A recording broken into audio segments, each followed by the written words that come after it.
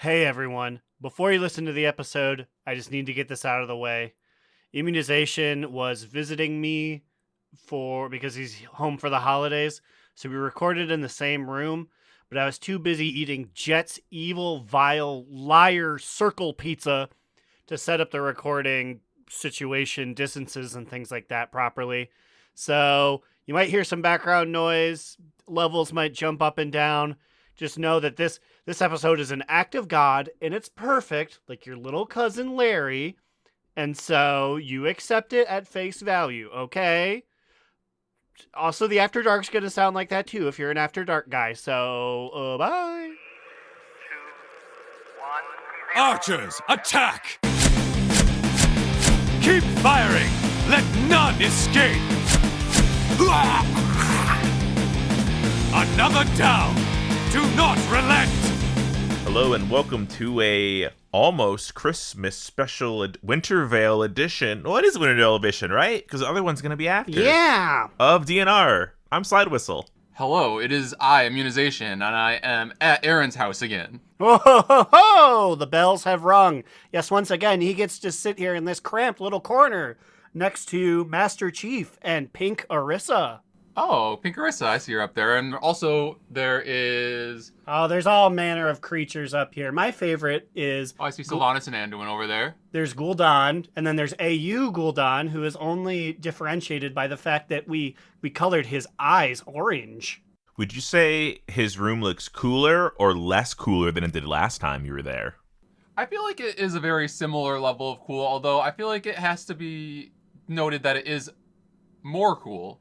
Because I feel like there is more artwork on display. Yes, I was about to say, I cannot weigh in because obviously I'm biased, but the space hasn't changed, but we've just filled it with more shit. So I guess there is a certain point where it's like, too much shit. Like, you're done. This is cramped now. No, Slidewhistle and I also just fill up our space with as much like knickknacks and things as possible. Mm-hmm. I will say I think my personal favorite new addition is these pennant flags for roller coasters at Cedar Point.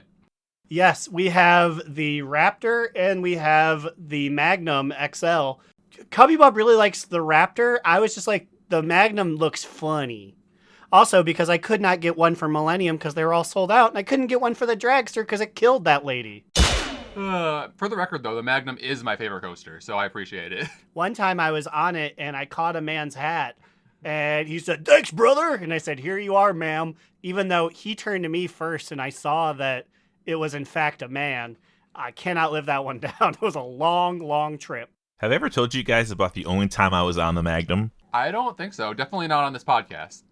So I was on the Magnum, and there was this annoying motherfucker in front of me, and it's like, it wasn't even that sunny, but he was wearing sunglasses, and so it goes underneath like a loop-de-loop, right? His sunglasses fall off. He goes back later to pick them up, and gets his head kicked off, and goes, "My sunglasses." Okay, fuck you. I can't believe this right now. I was like, is he going to say he was the person in my story? Because that guy was in front of me. But no, yes, my sunglasses. My sunglasses. I don't even know if I said my name. Hey, I'm Aaron. Anyways, the World of Warcraft, it's happening. Ooh, what's that in the distance? It's a siren, because it's the Siren Isles, coming with a bunch of daily content to do, right? No, incorrect, Aaron. I got bamboozled. I got hoodwinked. I did everything I needed to do in one day, packed it up, clapped my little hands and said, "I'm coming back tomorrow." And I came back and they were like, "That is it, champion. You did the week's content in an hour."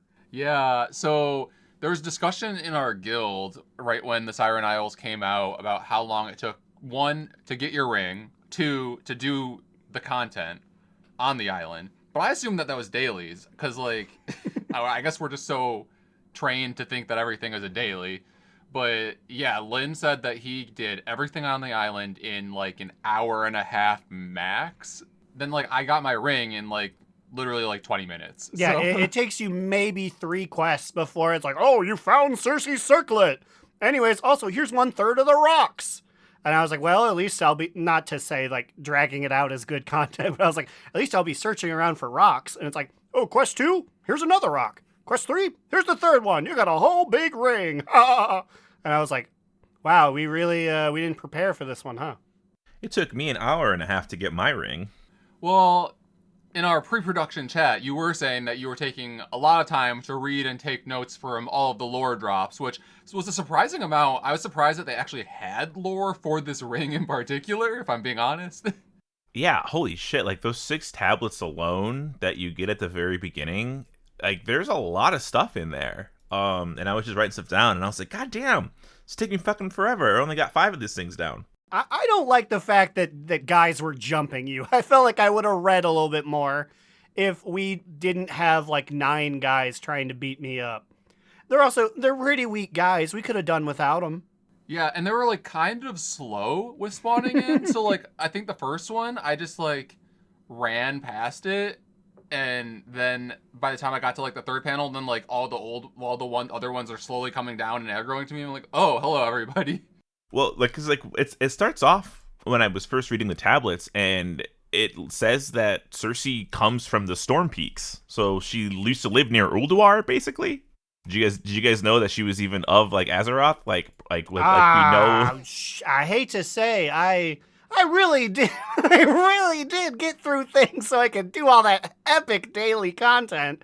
I read that she was there, that it's not just a name they made up, and that's about all my understanding was. That's crazy. I'm assuming the same for you, Mune. You don't know like anything about like the Circe, that's what we call her. Honestly, so my deal was I just did the quest to get the ring and only got the first rock, and then it was time for raid, and then I traveled back here, so I like haven't even done all the quests to get my other rocks yet even. I definitely was playing the video game Tuesday at 9:30. Lynn sent me an invite, and I was like, maybe. And then someone's like, okay, excited to get in there with alts, which 9 times out of 10, that's would be what we're doing. But I was like, you know what? I don't want to do that. So I very ungraciously uninvited myself. Well, there's ever a time to do it, it's now. I mean, we ran with 10 people, and we actually got down the entire raid in one night. We destroyed the raid with how small a group we had. It was great. Yeah, it was nice, because like I feel like that's always like a milestone for each raid tier when we can just like full clear it in one night. It was weird. I don't know that we've ever run as 226 before. 227 when Gurgi joined on the last boss. We were almost done at like 10 o'clock, but then we just had a bunch of like silly things that were happening. So like that was crazy that we made it to her at 10, like alone. But I'll say you're the big lore head. You read all of her little post-it notes. Give me a sit rep. What's Cersei about? Okay, so the very first tablet, it just starts off with also there's always a fun little picture. So it's like a relief depicts an imposing metal-skinned figure. There's a large ring on the gauntlet of her raised hand. It's okay, so obviously that's Cersei.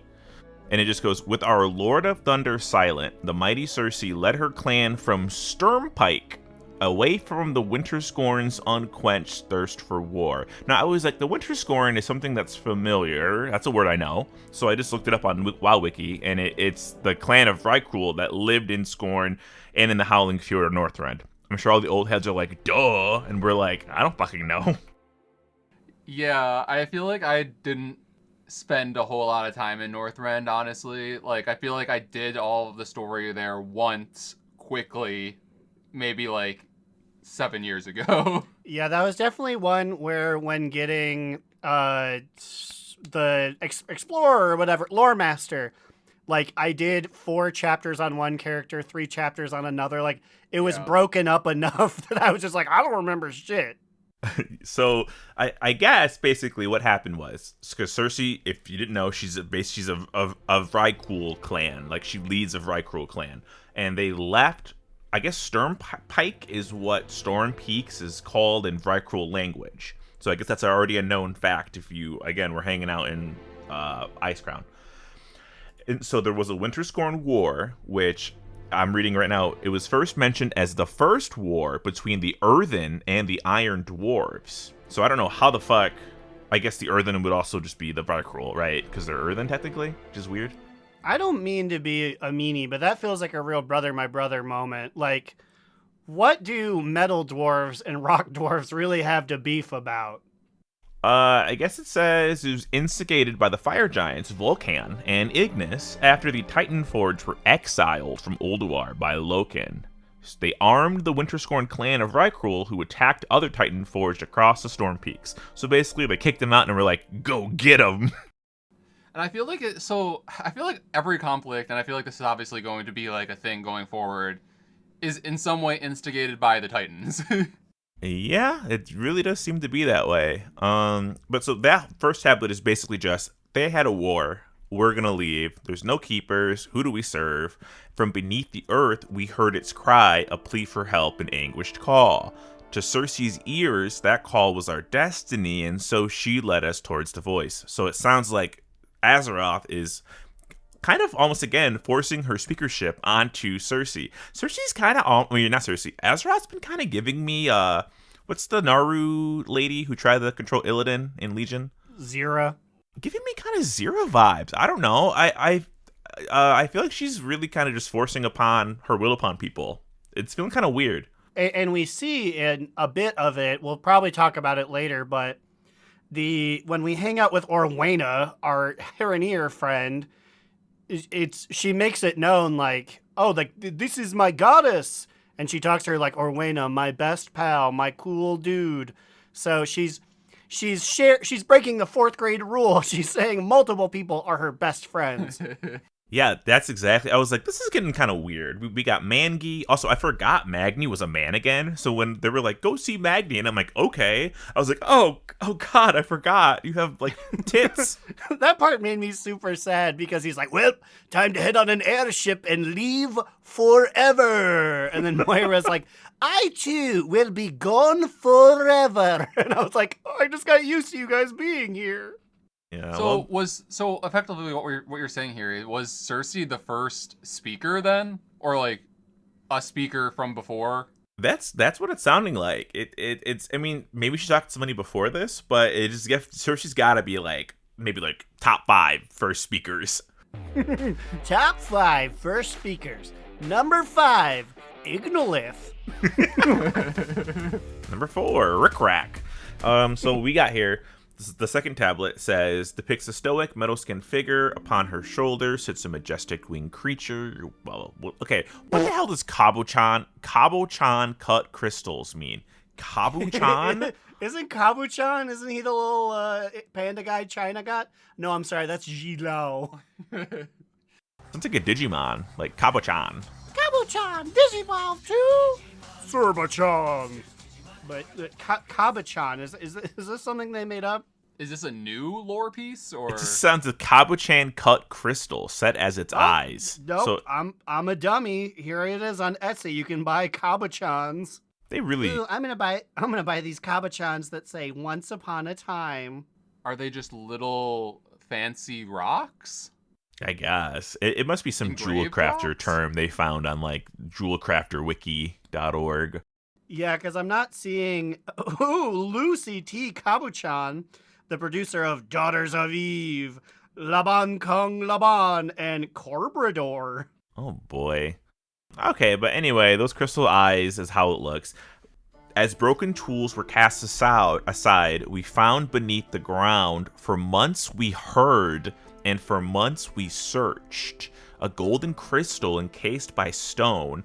Upon its face, Cersei's hands were pressed. A sound, a cry, but not of pain or plea of help, but of calm and of grace. Hemosoul, the luminous heart.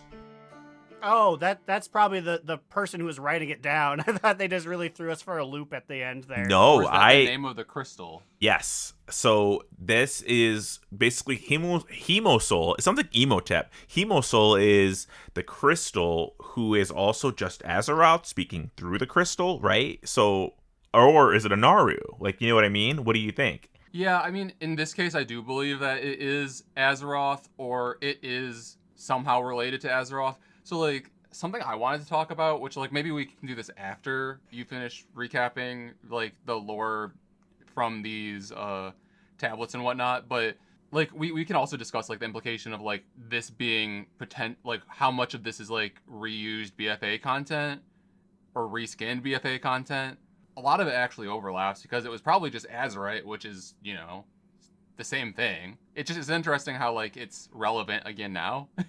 Oh, I didn't think about it formerly being Azeroth. That was like, because Azeroth never communicated with us, right? Like, just with speaker Magni. No, but it could move, right? I'm trying to think. I thought I remember fighting creatures made of it. Yeah, so they were it's like elemental looking things that were Azeroth. Yeah, so they had like creature, the ability to do stuff. Not saying that this is another creature, but like it would not surprise me if Azeroth did things in the past or it spoke to people. Yeah, but like I feel like post Dragonflight, pre War Within, is that the first time that we actually heard of a Radiant song or like us speaking Yes. to someone other than Maggie? Yes, Mangi? I believe so. The Radiant song in the TWW trailer seemed to be a big thing. It seemed to be we're supposed to go like, oh my god, what? So maybe there was a time in the past when Azeroth felt a need to have to communicate with people like she is now. I mean, like, maybe there's a reason that she did then and that she is now. Maybe she just does it whenever she feels like there's imminent danger. Like otherwise she just like, don't fucking talk to me unless it's really important. Every other time she's just like, I slumber. Real shit. Okay, so the cavern grew by tools and hands, a cradle for heart to rest. The heart is capitalized, by the way. From stones to shrine, the Sturmvern laid, but for Hemosoul's voice, once fierce, had calmed. Though Circe spoke to heart, its voice was faint, a whisper barely heard. So it's Hemosoul the luminous heart, so I guess they're calling it heart as its name. Why not call it Hemosoul? That's weird. So it basically, once again, it's just giving me like, Azeroth stopped speaking to Magni. He's like, where are you? Why aren't you talking to me? Why, is that important enough? What do I matter to you? And so they sang through this circlet together, whatever. Sure. But then in the next one, basically it sounds like war is beginning to come because tremors were happening, cries rang out, and Hemosoul's squall renewed. Says our bastion cracked as towers fell, and waters black encroached. When silence fell, the cries still pained, our stone-ruined doors unsealed. As Circe strode forth, our bastion ruined, surrounded by waters now. I guess darkness step happened because it says, upon our shores a dark thing stood, its words in our minds. It spoke, the deep one stirs, this place calls out, his right to claim is nigh. Kneel before the old one's gifts, their powers yours combined. So this was a time in the past, I don't know if later on it tells us like a specific date, when the old gods were attacking Azeroth? The deep one is an Azoth, right? Isn't that like... Yeah, I believe so. Yeah, I believe that was his MO, was to stay underground. Yeah, like he like or hides hidden. in the deep seas. Because he's the water one, really. Like the rest of them are just kind of like there. Yeah, because like this tablet said that like dark waters encroached upon them, right?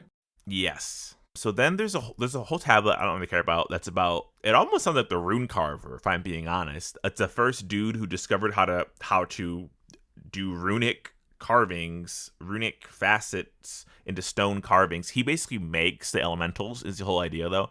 So like that's not that important. But the next one is basically about a war. This tablet depicts a great battle between humanoid metallic figures and serpentine creatures emerging from the sea. Although the metallic figures are outnumbered, winged humanoids and stone guardians appear to fight at their side. So Naga? Or is this like some other kind of serpent people? It sounds like Naga, and then... What is the metallic part? That's them. Is that like fish? That's like, is it 'cause they're fishy? that's Circe, I think. Oh, wait, no, metallic figures and serpentine creatures emerging from the sea. No, so it's the metallic figures are Circe battling the serpentine creatures. Oh, okay. But then there were winged creatures too, which makes me think the Volunteer were they flesh people at one point? I thought they were always like angels, like undead angels. So that also kind of confused me too. So because the keepers were responsible for Cersei, the keepers left. So because what's his name? Man in the sky, who with the ladies. Man in the sky with the Odin. ladies. Odin, thank you. What a way to describe, man in the sky with the ladies. Because he got banished, and then he took Hela and made her into the first, like, Valahar. So, like, I don't really know. For some reason, my mind was like, oh, the Kyrians were helping. But I'm like, that doesn't make any sense either. Why would the Kyrians be helping? I mean, because, like, if they existed, then they would have been dead. And I don't think there was a precedence of, like, the people coming from the Shadowlands to Azeroth. I think that you're right, that, like, so for some reason were Odin's baddies and, like, Helya, for some reason, involved in this fight, like, so long ago here? I guess for a while there, and technically kind of still, he could just tell them to do something, even if they were on high angels. So yeah, maybe he was just like, there's a big Valkyr or a big Viking fight. Go and fight with them.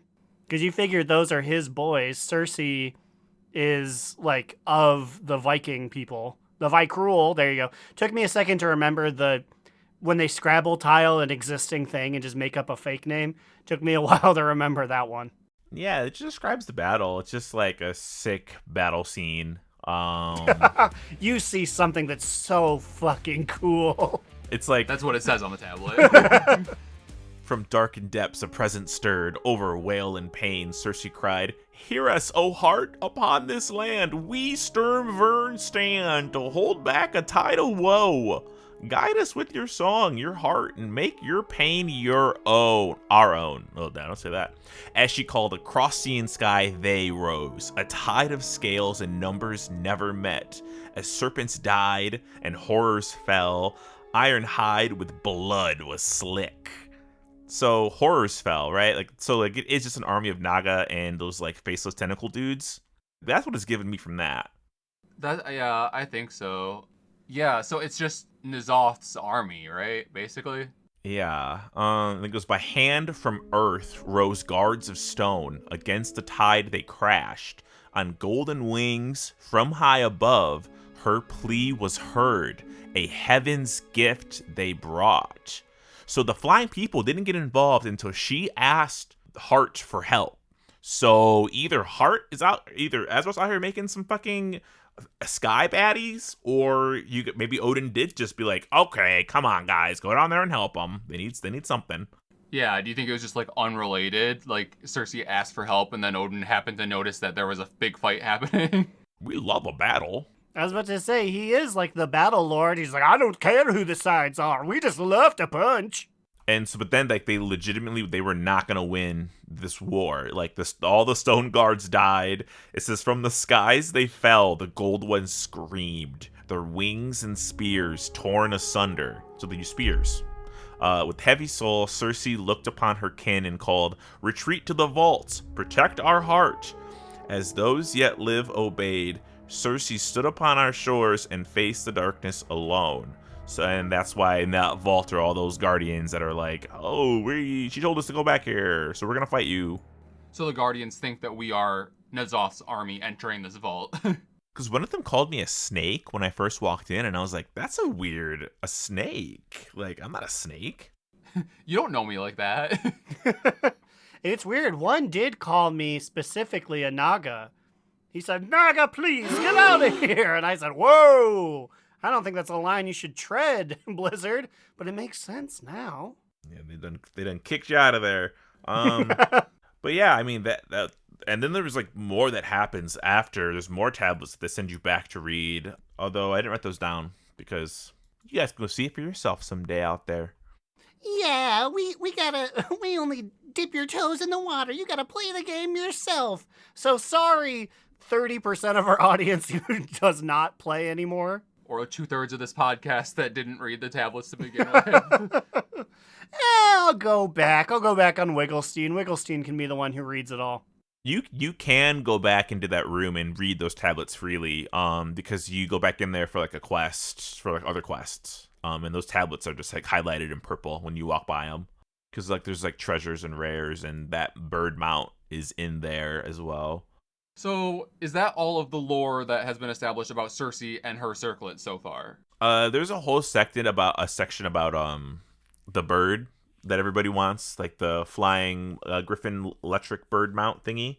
Or what is that? Is it even a griffin? It's like a raven, right? I don't even know what this thing is. I'm not up on my island lore. It's the one that like it's been in the game files for forever, and people have wanted this mount for a very long time, and it was data mined like maybe like 3 or 4 expansions ago. Which actually is that BFA, right? Oh. That would be. So they put it in the files in this patch, and this is the majority of what like people are excited for. Everyone wants the Storm Crow or whatever, but there's a whole quest that sends you in there, and you get the lore about the bird. Maybe we do that next week, or the week after that, whenever. They're slow dripping us this content. We can slow drip this content too. I may learn everything in the vault tomorrow, but it too will take 8 weeks for you to learn all the information. This one said that there was a cool. Maybe I'll tell next week. Ooh. But I guess we can talk like mechanically and like aesthetically the island itself. What are your thoughts? I thought at least like the dailies were quick and unoffensive compared to like other 0.7 type patches we've had. Yeah, it's tough. Once again, I don't like having my time wasted necessarily, but it's like weekly. There's an angel in there that's bound by 5 stones that are 15 feet apart from each other. Click the stones, beat up the woman. Okay. Like, it's like, once again, I wouldn't want the stones to be on the 4 points of the island, but it's like, this one's busy work. Don't worry. Yeah, I like it. I mean, I guess I just kind of, once Lynn said he did it all in an hour, I was like, oh, so there's no rush. Like, I didn't go in there until today, which is Thursday. So I've just been kind of really taking my time and putzing. All I know is that people are cracking on this thing. There's a system where you donate light forged iron in order to spawn an event where they bomb a cave and you fight a boss. That is being done so often that there's a weekly to contribute 10 times to one of these, and it's tough to do because by the time one goes up, it's completed. People are so on that, and it only needs like 10 or 20 contributions to finish. So it's like, damn, now I have to wait like 10 minutes for these things to turn on again. Yeah, once I finished like the little main story and I unlocked the ability to do dailies, I was just slammed with 3 back-to-back. Hey, get in here and fight. Hey, there's a thing we need to drill over here. And it was just like, Jesus, like, stop. I'm trying to hear what the dialogue is. Have either of you done the Storm weekly? I just did it before recording. I have not, because as I said earlier, I haven't really been able to do any of my weeklies there yet. So do explain what this storm event is. I don't even know how to. It's just like, I don't know. It's not different content. You just talk to an NPC and it's like, there's a storm a brewing. And when you go in, it just spawns creatures of various levels that you kill. And then that's it. Like, it feels like the elemental storms in Dragonflight. Just that. Like, and like that level too of like, oh, you need to kill 100% of enemies. This guy is 1%. So you're just kind of mindlessly killing for 15 to 20 minutes, and then it's like, time to go home. Yeah, I only tried to kill the big things with my... I didn't mess around with all the weapons. I grabbed, like, the bomb. Which one did you grab? Oh, yeah, I grabbed the walking bomb. Those are, if you're doing it alone, that is essential. Those guys have too much health, even with my magical Cersei ring. So, yeah. It was just spamming the walking bomb every 3 seconds. Also, you probably don't want to wear the ring right now. It's not very good until we get more facets, more thingies. In my sim, it was like 175k less damage. So are there going to be like upgraded gems that we get as the weeks goes on then? Yeah, we only have access to 4 of the citrines right now. And I don't think any of them are particularly very good, and they don't have secondary stats on them, which is like what rings are good for. So you just end up losing a lot of like damage stat. At least I did with my haste and my crit. Here's hoping I can find my old ring again. Did you delete it already? I mean, like you could restore it if you needed to, I suppose. I said, "Fuck that ring. Boy, I'm done with this." Sure, I'll use the 200 gold I got from vending it to get it back. I'll just be brutally honest with Blizzard. Dear Blizzard, I didn't know your stupid ring didn't work. It was a higher eye level. Why is it dumb? Why is it bad? Yeah, it's got a pretty low power. It's like, I think once we are able to get more of the things next week and mixing and matching them, it'll be better. Okay, is this our first time meeting Sky Captain Elena Lancecat, Captain of the Dauntless? I think so. Oh, I thought it was the lovely bespectacled gentleman you put in host chat, but no, it's just some lady. Yeah, wait, it's an Arathi captain, right? She's 1/3 of the talking heads. Yes, I really like her because instead of being like, we're going to throw bombs down this, or like, we are using kobold labor to open it up, weird pull, Earthen. She's just like, how dare these people underground make fun of the mighty Arathi Empire? We're going to shoot them with a ship. She's cunt. I like her a lot. Like, I was like, damn, who is this? When I first talked to her, I got there, and then I like, you know how you close the message, and when you close the quest dialogue, they say something. She said, "Stay productive in the light and vigilant in the night." And I turned around and went, "Who is this? Who is this?" She knows she's that bitch. She was workshopping that with the gang on the galleon that morning. Okay, y'all, what do you think it means to be vigilant in the night? Oh, so she's very it was kind of awkward talking to her as a shadow priest because she is an Arathi and she loves the light. So she's basically saying the freaks come out at night and don't fuck around because she hates the fuck out of the shadow. She says, "When the stars shift, seek shelter." And then she says, "You carry the torch, you light the city." And then she she also warns you like maybe like 3 different messages to either A, avoid the shadows, B, don't go near the shadows, or C, let your life be filled with light. And I'm like, okay. Yeah, so I guess be vigilant in the night means like carry pepper spray in case Squirm gets a little too close to you. I've seen they turn purple and translucent. It looks terrible. They'll infect you with their purple translucency. And then you won't even be able to see your T-Mog. And then your friends will force you to stay and be a owl bear. But yeah, no, it's pretty fun. I like doing the events and such. Sure wish there was more. Because yes, those events are constantly going on. But the first time you kill it, you get a purple box and you get fun, silly things. Immediately after, you get a blue box, which rewards you like 5 heated irons. Like, actually not worth going and doing these things anymore. Yeah, there's like other small things you can, like, have you started the Snapdragon mount quest? Like there's I assume talking to the tiny Snapdragon, in which yes, I have. So that's I've done 2 of his quests. It's an 8-day event, and if you miss a day, there's no catch up. So it's the Buffinid mount all over again. Yeah, just one of those. It's only 8 days, so it isn't that bad. Well, yeah, because we're gonna be here for like on and off for like 8 weeks or whatever. So like if you just do like 1 day per week, it'll work, right? I actually think they timed this. This might be one of their most well-timed patches with the holiday season. Because yeah, like again, like you can do all this content really fast if you want to, but with people are going to be busy this week and the next week and probably the next week, you can kind of let it build up and then you can come back and kind of just, do 3 weeks worth over the course of 1 week.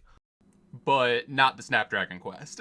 Yes, but luckily you have 5 other weeks to get 8 days in. I would have respected Ian more if he had just been honest with that. We've made the content quick and accessible so that when you're at the Christmas, you can do it in an hour before the Christmas party at Aunt Gladys's. Imagine they had like a raid instead, like a baby raid. I want to talk about, speaking of baby raids, I want to talk about you do all of this quest line, and eventually it is revealed that Undermined will happen. And it's like Gazlo is like, but who would be doing bad stuff in Undermine City? And they really tried to bury the lead because you hear like, yeah, we're gonna be mining and it's gonna be terrible. And it's attributed to triple question mark. And then only at the end is it revealed like, Jasta Gallywix is still alive. And it's like, I get you want to make people excited for Undermine, but like, you guys spoiled it. That would have been hype if that was the first time I saw him back. But no, it's just like, you'll be running the raid, and of course, Gallywix will be there. You know what's funny is that I wonder what the percentage of the fan base is that watch those videos versus the ones that don't. Well, I feel like in our guild, nobody knows a goddamn thing until we tell them in guild chat. And I'm like, what do you mean you didn't know there was a patch coming out like this week? Kojax? Yeah, I think a surprising amount of WoW players don't keep up with any kind of news about WoW. They just log in every day or every few days, and then their news is whatever the login screen tells them. Which is crazy because I don't remember them doing that until like Dragonflight. Like I don't remember Shadowlands being like, Zareth Mortis, it's here. It felt like I was like watching a TV show though, the way that they did it. So like that's why I kind of liked it when he was like, how is it Gallywix? But what I really loved was everybody was voice acted except for the SI7 goblin, the Shiv. So you have two goblins talking, and then it was super jarring when the Shiv talked and there was no audio. Was it just bugged for me, Aaron, or was he talking to you? No, it was, I mean, other than, no, I was trying to think, because you go up on a roof to meet with him, and then he's like, I thought you'd get here, but looking back in my memories, he didn't actually say anything. It was just text. So yeah, what the fuck? We get so many little incidental characters. There's only like 2 guys that do goblin voices. Just get Jared back in the booth for one more day to be like, that Gallywix sure is the worst. I feel like especially for something that is as big as announcing that, like, first off, Gallywix is still doing something nefarious. I mean, like, I guess, like, are we even supposed to know if he's alive? Like, in character, in the game. I guess that no leader knows anything. The only time we've ever seen him is, of course, Tazavesh. And even then he was like, shh, don't tell nobody. I forgot about him sitting at the club. But it was cool seeing the Shiv guy, because in WoW Classic, I was doing my rogue quests with him. So it's interesting to like, I'm like, oh, I watched you grow up 25 years. You look old as fuck now, dude. He said, oh my God, Sprockbert, is this what you look like nowadays? You're so tall and purple and svelte. my son, Sprockbert Bert. But yeah, so then we have the Undermine reveal at the end of the little campaign thing, and then we also got an Undermine Wowcast that came out. Did you guys have time to watch it? Yeah, I did have it on today while I was working. I mean, it was short. It was just like 15 minutes or whatever. It was like, yeah, their video podcast. I refuse to call it a podcast, but you know us. I don't even, when it was originally pitched, I thought they'd be checking in with us a lot more. This is only like the 5th one? Like, I don't know why they're just like, this is the Wowcast. And it's weird because, like, it feels very scripted whenever they talk. It's just like, here's the next talking point. But then, like, but then they sound excited about it sometimes, but then it's, like, very scripted other times. But anyways, yeah, they just basically talk about, like, the major things that will be happening in Undermine. They talk about and show some clips of, like, Drive, the new mounts down there. Are you referring to the dynamic revolutionary improvements vehicular experiences? Why, yes, I am, aka Drive. Was that the first time that they actually told us what the acronym was? Yes, that's the reason that I screenshotted it. Also, Drive's going to be scary. This zone's going to be really fucking big, because they're like, it'll be 125% faster than the fastest sky riding. Like, what? I feel like it's going to be really disorienting, honestly. I feel like it's going to be scary out on these streets. Like, am I gonna get run over by some fast-ass car when I exit, like, the auction house or whatever? I mean, I exit, like, a store or something? Would you even know? Like, it's like the scene from The Boys. It's like you're just walking, to get your potions. I was like, boom! Like, yeah, before you could even know anything, it's like, you're dead. Someone drived you. Yeah. And the thing is, like, they were showing how they could drift too. So I just like picture like me like walking out the door, and then just like the Tokyo Drift beam playing, and then like I get run over. It's like, oh, R.I.P. me. I'm really excited for this this zone. I wasn't as excited, and then like during the whole video, like, it looks cool. It almost looks like a cyberpunk Goblin City if it like wasn't as futuristic, if that makes sense at all. It makes me wanna main my gnome or bring my gnome through this. I feel like the Axiarchos would love to be in this zone. Because he's a big technical man, or because he hates the goblins so much? Both. The rivalry goes so deep. He's an engineering goggles old man scientist, and he also would love nothing more than to be the one to kill Gallywix. He also collects fancy cars, so Yes, oh yes. He's the Mr. Miyagi of the car world. Then something that I don't think any of us care about. They showed the new arena, which It's just battle cool. bots, I'm pretty sure. They're just like, and you get to fight in battle bots. They're like, we open a trapdoor and you fall into there, and it's this little tiny thing. You fight in there. Cool. Yeah, they skip past that pretty quick. They Which is crazy because they got like the I'm the guy who makes the battlegrounds areas. And I know they got him specifically to talk about this. But then he said his piece, and yeah, the host was like, that's so friggin' epic anyways. And I was like, you made my man dress up nice, get on set, sit his big ass on the couch, and you just, yeah, that's crazy to him? poor guy. That's so crazy. Oh my god. Don't kill yourself, you're so sexy. Then they went to Bald Man, and Bald Man felt natural to me. He felt like he wasn't always scripted. He was talking about the delves that we got. 2 new delves, they're goblin themed. We're getting a new Zekvir style fight, which is cool. And I guess that mount is called the Gob Trotter when you beat that, which is a fantastic name. It really is. And then also during this segment, I feel like they again, had to announce that, we are not getting another companion, and Bran is the companion for delves for the War Within. And I feel like whenever they say this, they're just like, they almost feel defeated themselves, I feel like. Yeah, you can tell by the way that the bald guy was saying things, this was completely unexpected by them. They're like, we have to really think about this new system and how things will go forward with an expansion long, friend. And he had some reason, but it's just a lot of people were like, no, we prefer just Bran, please. Yeah, I think they just had to make it clear because they specifically said that we were going to be getting a new one each patch. So I think they have to do that every single time just to be sure people know. Oh, we got a picture of a video clip of his tank spec, and a little more information about that. He has like a sick ass shield, and they said that he's a range tank with also a gun. So I'm like, wait, he has a gun and a shield? That's kind of cool. Yeah, he looked sick as fuck with he had like a big mechanical like shield, and I guess he has like goblin attachments. It's kind of giving me Tinker vibes, if I'm being honest. Calm down, Hans. He's gonna go and he's gonna teach them.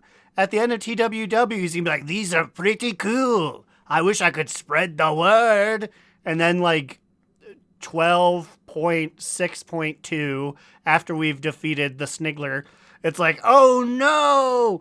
If we need technological advancements to correct the damage he did. And it's like, oh, I've been training my boys.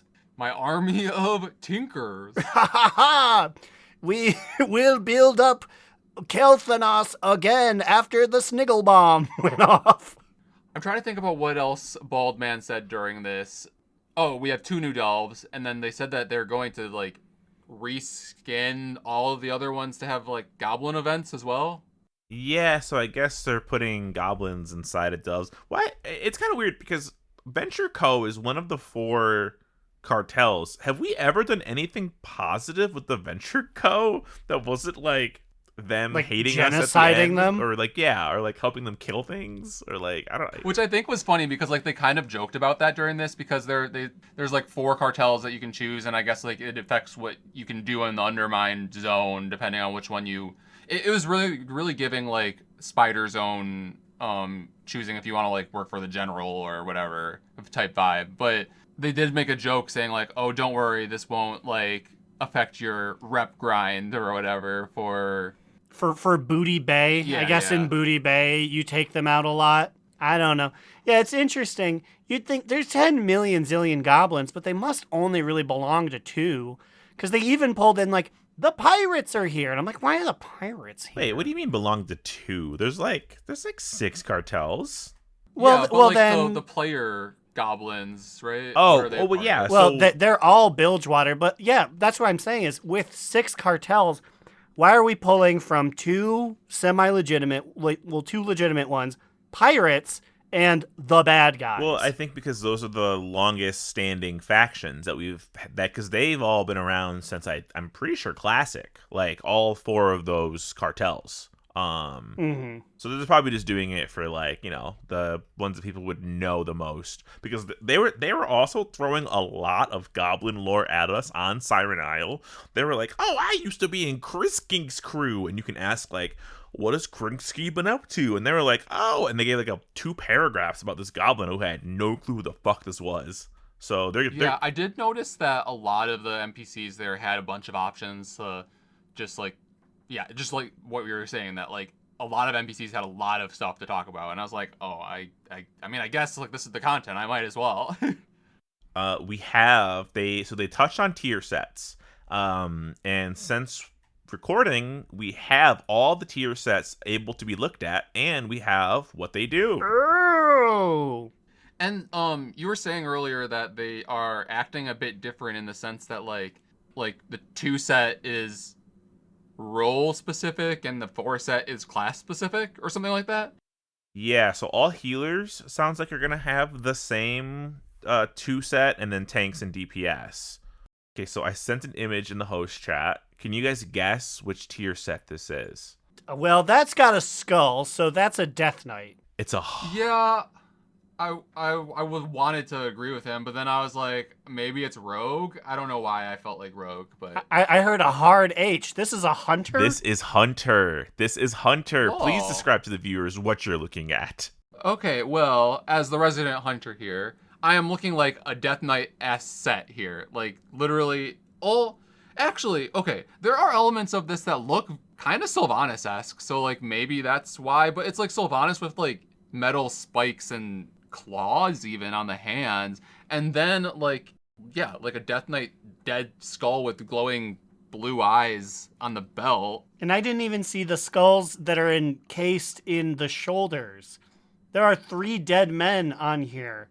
And I guess hunters, what do? They shoot guys, but odd. Yeah, I'm like, I love this potential mythic one where they have an evil red cloud coming out of the shoulders and head. It's giving Venthyr, honestly. But because the head is just like a hood, it's just like it looks like the guy can't see or can't talk. It's just like, all I see is red. Yeah, he's encased in it. How odd. I mean, what is your take? This is certainly different than hunters of past. I think it's fine. I don't love it. I always appreciate when they give us something different. I might use parts of it. I like the gloves. I just don't think I like the dead glowing skulls. I see you are putting now what I would assume to be the mage set. This guy is sick as fuck. Yeah, that's crazy, right? That's mage. That is we're getting unique silhouettes. I feel like maybe that's what they're going for, like trying to buck the trend of putting animal heads, and we'll give them human heads, and we'll give these. Putting a withered cap that's got a clock embedded in it. This is kind of giving hedgehog. It does, and they've got all the things. They've got Sonic, they've got Shadow, they've got Silver, and they've got his best friend Ray the Flying Squirrel. Yeah, just a spiky dude. Now the monk one, I'm shocked. I feel like once again we're getting a different motif with the monks than we're used to, and it's sick as fuck. Look at this. You're telling me that we're not having like a rice farmer hat?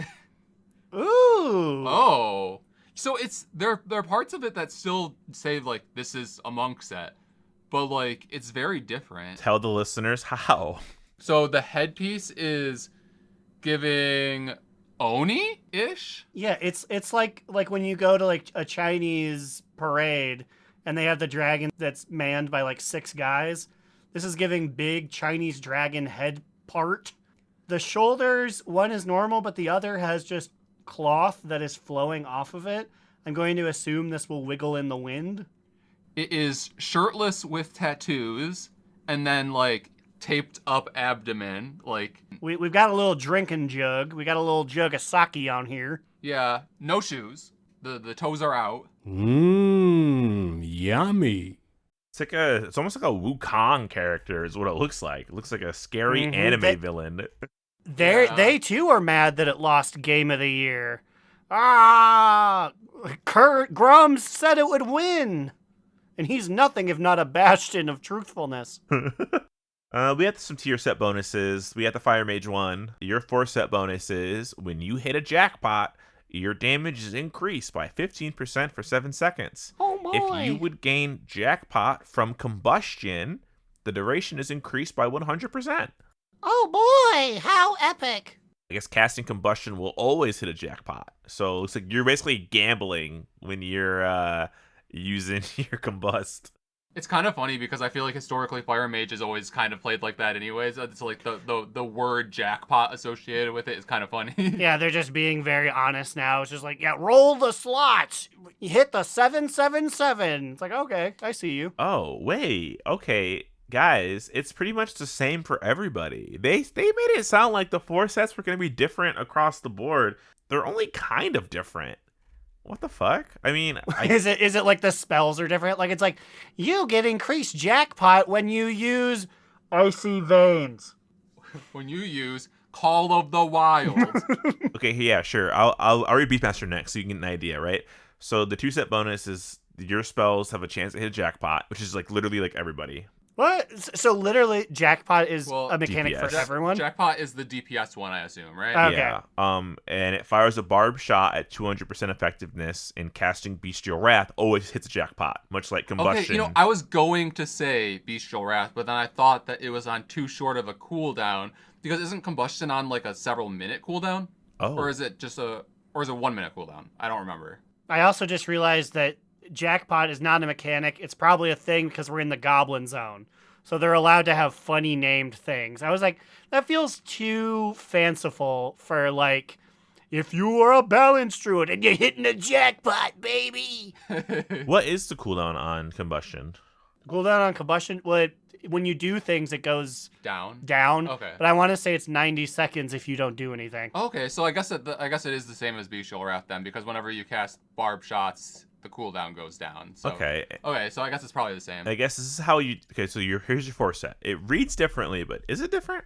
Hitting a jackpot infuses your pet with a mutagen, causing its auto attacks to deal nature damage to its target and up to 5 enemies within 10 yards for 10 seconds. Mutagenic attacks reduce the cooldown of Bestial Wrath by 1 second. Okay. I mean, I'm always here for more passive AoE, I guess. Yeah, so I guess just first set is jackpot. Second is increased jackpot, pretty much for everybody, I guess. But the healer's mechanic is not called jackpot; it's called insurance, and the tanks is called luck of the draw. Okay, I feel like that's the lame one out there. And then I guess some DPS have winning streak, so it's either winning streak or jackpot. So they're half of there's split between half of them. So I guess that's how they're trying to keep it fresh. I mean, I guess I get it. After a certain time, like, it's probably pretty hard coming up with new tier set bonuses. Yeah, but it also kind of gives that they're phoning it in for the Undermine. Yeah, come on. We were doing well at TWW. Let's not lose steam. But I will say that, like, so far what you've shown of the actual aesthetics of the sets, like, physically, are cool. I'm excited to see which one is the most ass. I know there's in one that was just a huge swing and a miss. There's always at least one, normally 2 or 3. Whoa. Okay, I'll save this for next time. But we have some crazy Keystone news. I didn't realize how crazy this was until I began to read it. Okay, cliffhanger for next week. But for now, I guess we can head on into our top toot, bottom boot, or medium moot. I will go first this week. Do it. Hit it. I have a top toot. Toot. And it is the change being live that crests are basically more impactful now. Like that, you can make crafted pieces for like 60 instead of 90. It's cheaper to convert them. It just is a very nice quality of life. And because I knew it was coming, I like basically stockpiled some, and then I was able to just like make some big upgrades on both my characters. So yeah, I'm happy about it. Top 2. Hell yeah. Aaron, you can go next. Wowzer zowzer, the synchronicity. It's like we're in the same room. I have a top toot this week as well. Toot. It is that my lovely Mrs. Cubbybub Gave me an early Christmas present, and it was the Dragonflight Codex, the definitive guide to the dragons of Azeroth. Ooh, it's really pretty cover. It is, and it's very. I will say I've been a little too busy. I've yet to start reading it. I was gonna say, But it's different dragons in it. It's got different pieces of history. It is very funny though because it is Dragonflight published. So there's some glazing of the Titans in here that I feel like immediately that's gonna be awkward in a little bit. yeah, here. that immediately spoiled now that we know that we don't like them. It's also funny what they consider to be important. Like, it's like, here's Suradormi, here's Cronormu. And then you'll flip the page and you'll be like, here's Blorbadormu. And I'm like, is Grimbatol. I was like, Blorbadormu? Huh? And it's like, your best pal in Kata. You don't remember Blorb? We even have cloud serpents. And there's a whole page about them itching their heads. okay. The cloud serpents were born with very itchy heads. They constantly need to itch them. Ugh, hate that animation. Well, I hate that this show is coming to a close, but Slidewhistle, I want you to finish this segment. I got a top 2. Triple two. My top toot is that I completed my mythic raid set. So I have the pretty purple void 630 whatever raid set, and it looks fantastic. I love it. I got the what's the achievement? Congrats. I'm bringing Naru back. Naru back. Yeah. That's what Cass was trying to get. I feel like it's been so long since I've completed any of these sets. Oh, I thought that was specifically the mythic one. Yes, that is the general one. I know, because I have it myself. But I just have it for normal. Yeah, I'm trying to get the normal and heroic. I'm only one away from the heroic, and I'm a couple away from the normal. I have so many pieces to catalyze though, so once they get more charges, I'll just keep spinning those items in and out.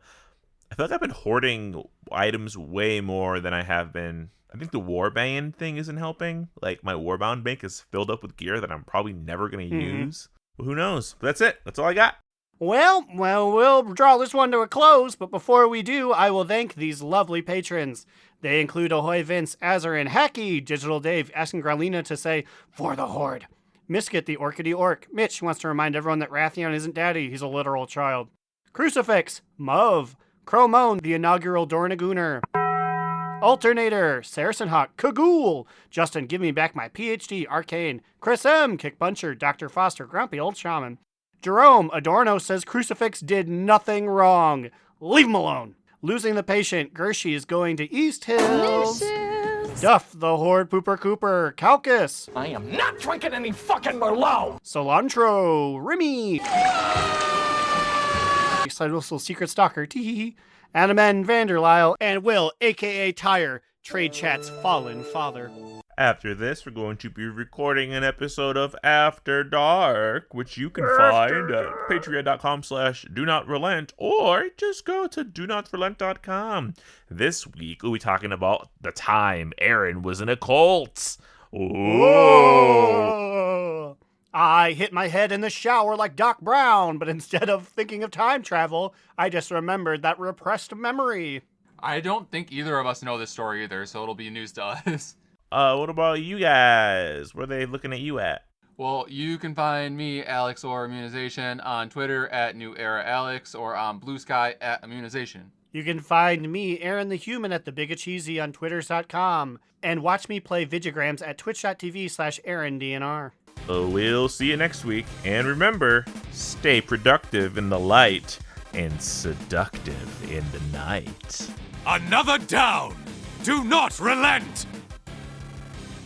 Do Not Relent is a podcast within the 3HNC network. representing U.S. Proudmoore's premier podcasts. That was a very good wish.